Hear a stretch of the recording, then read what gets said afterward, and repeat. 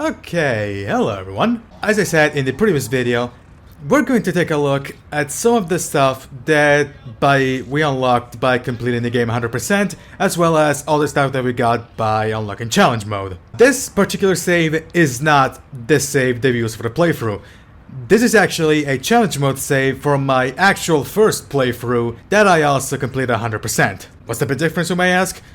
Well, it just so happens that with this save, I managed to fully upgrade all the weapons to level 5, which I'm sort of sorry for not doing this in the actual playthrough, but yeah, I'm sorry for that. But anyway, the first thing that I want to show you in this video is the two new weapons that you get by unlocking challenge mode.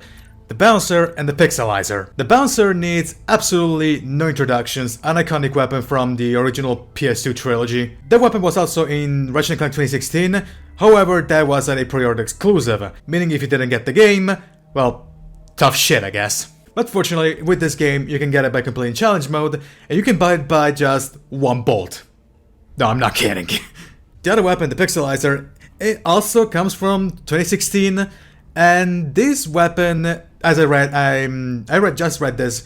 This weapon was based off of one of the designs that were sent for the My Blaster Runs Out contest all the way back in 2009 with the release of A Crack in Time. Now, the My Blaster Runs Out contest was a contest where the fans of the series would design a weapon, send that design to Insomniac, and then they would decide which of these designs would make it onto the game. I don't remember the name of the weapon that made it eventually, the Spirit of Death or something? No, I don't remember, I need to check that one out. But this was one of the weapons and ended up being in both 2016 and as well as Rift Apart, which is a good thing honestly. As for the armor, you can get these armors, and you might actually seen some of them in the actual playthrough, especially this one, the torso piece here. I honestly have no idea if you can get them by the way, this Imperial set is my favorite one. Just look at this, just look at it, it's so good, it's so great. But anyway, I'm not sure if you get them by unlocking challenge mode or by completing the game 100%, but if you know what's the deal, leave a comment below. Now, the big issue with these sets is that they offer no bonus stats. Like for example, with this one you get decreased damage from the Nefarious Troopers. Or with this one, you get 20% more on Ethereum, and so on and so on and so forth. For all intents and purposes, these types of armor are just cosmetics. In fact, you can actually even edit them, and I was not aware you can actually do that.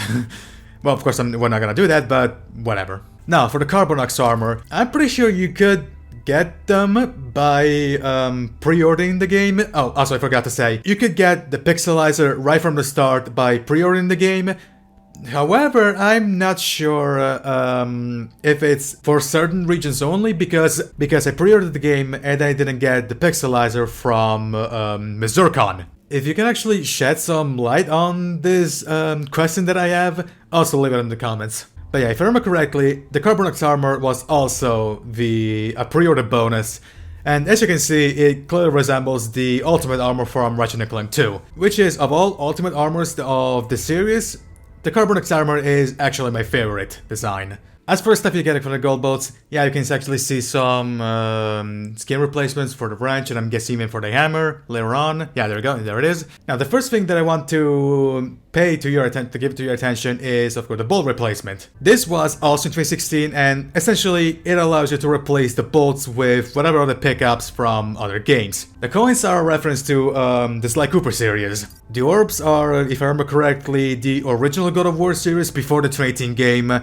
Only this time they're blue instead of red. The rubies are an actual reference to The Legend of Zelda, which is pretty weird considering that's a Nintendo franchise. Overcharge, I think that's actually a reference to Jak and Daxter, specifically the first game, The Precursor Legacy, because in that game you're supposed to take batteries, you're supposed to collect batteries. If you get 100 of them, you get the secret ending, which eventually leads to Jak 2 Renegade. Limeade recipe slowly coming along.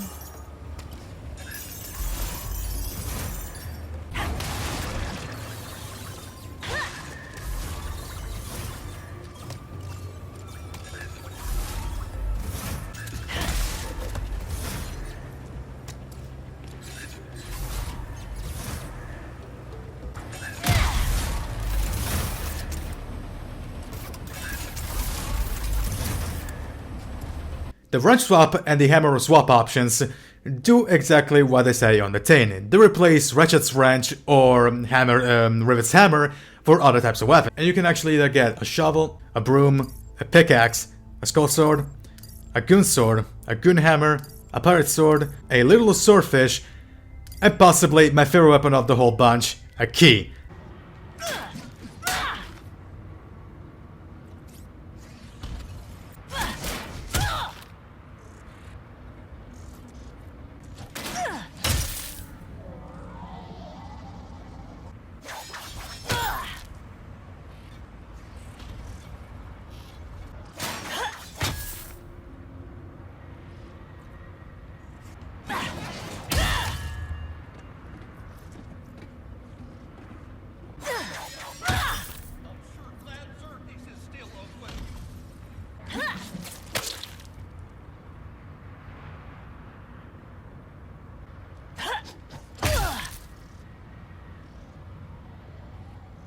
For the spy bots as well as the lorbs, yeah, I don't have any lorbs, but that's because I didn't reach Savali in this playthrough, in this save file, sorry. You could actually hear logs from both the spy bots and the lorbs. Of course, I'm not gonna show all of them for the sake of time, but if I remember correctly, in one of the lorbs, there is a reference to Sly Cooper. If you want to hear the logs from the spy bots and the lorbs, there's plenty of videos on the internet, so you should check those out. As for the gallery, there's one character that I want to bring to your attention. Yeah, it showcases all the enemies, all the characters that we fought. Wait a second, there we go. The Cracker Bear is a collectible that is in the game, but it does not influence the completion percent. Take a look at the description. Mysterious plush bears that seem to show up on every world. They are said to carry the optimism, kindness and creativity of a fallen hero missed by his comrades. The Cracker Bear is a homage-tribute to Craig Goodman, who was an artist who worked on Insomniac games that unfortunately passed away in October of 2019. And just like with the Dan Johnson cameos, Insomniac decided to honor a fallen member of the Insomniac family with this bear. And I think that about wraps it up for the extra stuff. But I wanted to show all the stuff that I personally found interesting, and let's be real, I'm pretty sure nobody cares about something like different filters or, exploding hats or something. I want to give a big thank you for everyone who watched this playthrough from the beginning to end. And as I've said in the previous 2 playthroughs that I've done, here's to more! So, if you like this video, give it a like. If you didn't like this video, go away. If you want to see more content like this, hit subscribe and click the notification bell so you get a draw next video drops. I have nothing else to say other than see you Wednesday for the little project that I mentioned in the MotoGP 21 video. This is Alpha, signing out.